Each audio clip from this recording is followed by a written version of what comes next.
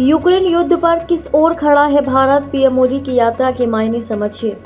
प्रधानमंत्री पोलैंड से 10 घंटे की ट्रेन से यात्रा करके कीव पहुंचे। एक महीने पहले ही वे मॉस्को की यात्रा पर गए थे, जहां रूसी राष्ट्रपति व्लादिमीर पुतिन से उनकी मुलाकात हुई थी।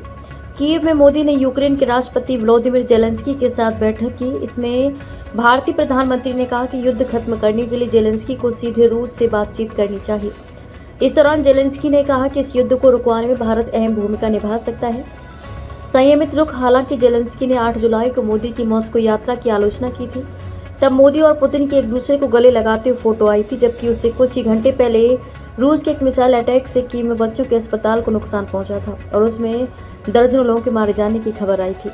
हालांकि मोदी की यूक्रेन यात्रा के दौरान दोनों पक्षों ने संयमित रवैया अपनाया। शांति का सूरज। मोदी ने खुद को वहां एक ऐसे निष्पक्ष शांति दूत के रूप में पेश किया जो अंतर्राष्ट्रीय समुदाय में प्रभाव रखते हैं।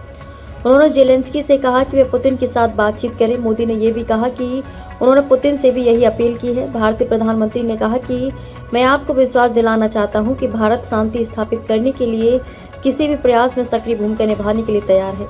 मोदी ने कहा कि मैं चाहता हूं कि हम सब जल्द से जल्द शांति का सूरज उदय होते हुए देखें। Defence partner. रूस भारत का 50 वर्षों से भरोसेमंद सहयोगी रहा है। कश्मीर सहित कई विवादित मुद्दों पर उसने अंतर्राष्ट्रीय मंचों पर भारत का समर्थन किया है। आज भी भारत सालाना करीब 45% डिफेंस हार्डवेयर का आयात रूस से करता है और उसी की तकनीक की मदद से हमारे कोई 85% हथियार बने हुए हैं। इसलिए हाथ से भी रूस भारत का महत्वपूर्ण सहयोगी है। मानवता सर्वोपरि। 9 जुलाई को मॉस्को में मोदी ने प्रवासी भारतीयों को संबोधित करते हुए कहा, जब भी रूस शब्द सुनते हैं तो मन में यही भाव आता है कि वह और भारत एक दूसरे के सुख दुख के साथी और भरोसेमंद दोस्त हैं। साथ ही उन्होंने राष्ट्रपति पुतिन को यह भी याद दिलाया कि चाहे युद्ध हो, कोई संघर्ष या आतंकवादी हमला हो, कोई भी व्यक्ति जो मानवता में यकीन रखता है उसे लोगों की जान जाने का दुख होता है। मोदी ने यह भी कहा कि उसमें भी अगर निर्दोष बच्चों की जान जाती है तो दिल से खून रिश्ता है और बहुत ही दर्द होता है।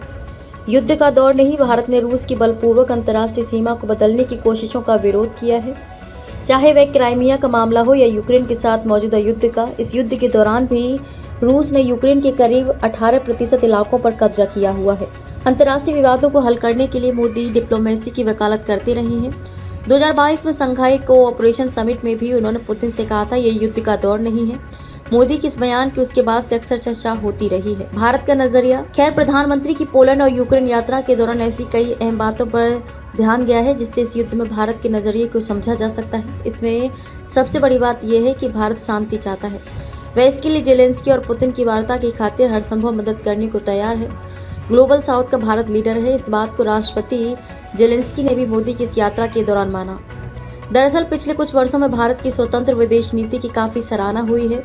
इस यात्रा के दौरान भी भारत ने किसी देश का पक्ष नहीं लिया और ऐसी उनसे उम्मीद भी की जा रही थी।